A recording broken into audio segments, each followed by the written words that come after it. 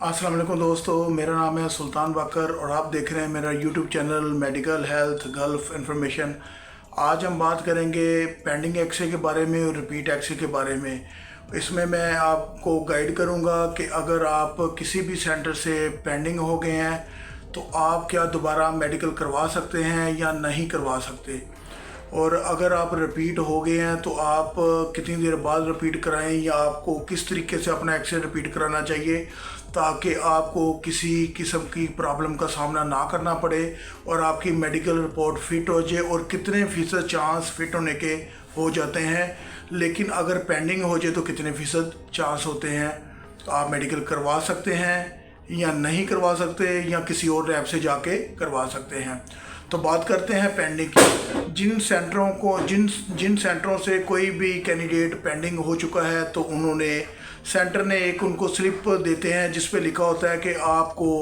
Pending कर दिया गया है, या आपके एक्सरे को ऊपर रिपोर्ट के ऊपर लिखा होता है पेंडिंग रिपोर्ट और लिखा होता है साथ में लेफ़्ट सीपी एंगल ब्लंट या लेफ़्ट एपिकल प्लूरल थिकनिंग या लेफ़्ट अपर जोन शेडोइंग। इस तरह की अगर बात लिखी है या कोई फाइब्रोटिक के बारे में लिखा है तो आपको वो रिपोर्ट देते हैं जिसमें वो वाज़े तौर पे लिखा होता है कि आप हमारे सेंटर से पेंडिंग है। तो आप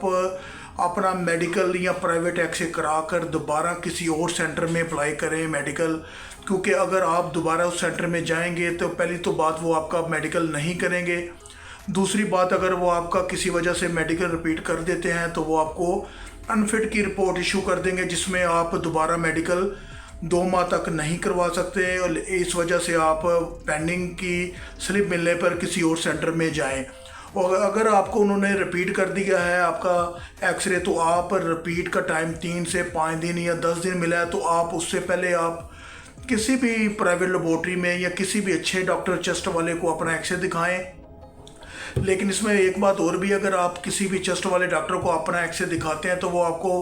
पहले तो यही कहेगा कि आपका एक्सरे बिल्कुल ठीक है, आप ये मेडिसिन भी ना लें ये भी ना लें, बस आप ठीक है हमारी तरफ से। लेकिन आपने किसी ऐसे डॉक्टर को अपना एक्सरे चेक कराना है जो गल्फ के मेडिकल के बारे में जानता हो, समझता हो, वो आपको इसके बारे में अच्छी एडवाइस देगा या आपको अच्छी मेडिसिन रिकमेंड करेगा जिससे आप 3 से 5 दिन खाकर अपना एक्सरे दोबारा फिर किसी प्राइवेट लैब से करवा कर दोबारा सेंटर में जाएं, जिससे आपके चांस बढ़ जाएंगे फिट होने के। क्योंकि कई दफ़ा ऐसा होता है आप लोगों को नहीं पता होता कि मामूली सी कोई प्रॉब्लम है, सांस अच्छी तरीके से नहीं लिया या हल्के से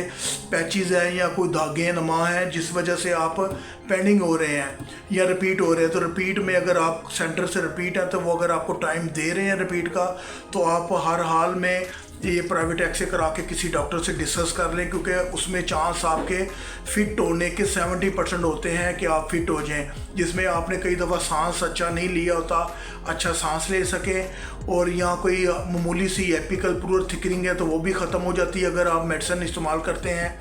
और अगर आपके पैचेस हैं तो वो भी अगर आप 3 से 5 दिन कोई भी एंटीबायोटिक डॉक्टर लिख देता है वो खाएं तो उससे आप दोबारा मेडिकल सेंटर में रिपीट कराने जाएंगे तो वो सेंटर में जो भी आपसे 1000 या 800 फीस लेंगे तो आपको 3 से 4 दिन में, या अगर अर्जेंट मेडिकल कराया तो फीस डबल लेंगे 2000, उसमें आपको नेक्स्ट डे आपको रिपोर्ट फिट की इशू कर सकते हैं। लेकिन आप के लिए ये एडवाइस है कि आप पहले अपना एक्सरे कराकर किसी भी चेस्ट के अच्छे डॉक्टर को पल्मों वालों को चेक कराएं और मेडिसिन इस्तेमाल करें, आपका मेडिकल फिट हो जाएगा। आज की इस वीडियो में मैंने ये बताया कि अगर आप पेंडिंग हैं तो दोबारा किसी और सेंटर से जाके मेडिकल कराएं। अगर आप अनफिट हैं या आप किसी और बीमारी की वजह से अनफिट हो चुके हैं तो फिर आप दूसरे पासपोर्ट पे अपना मेडिकल करवाएं। अगर आपका एक्सरे रिपीट है तो किसी भी पल्मों के डॉक्टर को चेक कराकर अपनी मेडिसिन लगाकर मेडिकल इस्तेमाल कर उसके बाद अपना एक्सरे कराएं मेडिकल सेंटर में जाके, ताकि आपकी रिपोर्ट फिट आ सके।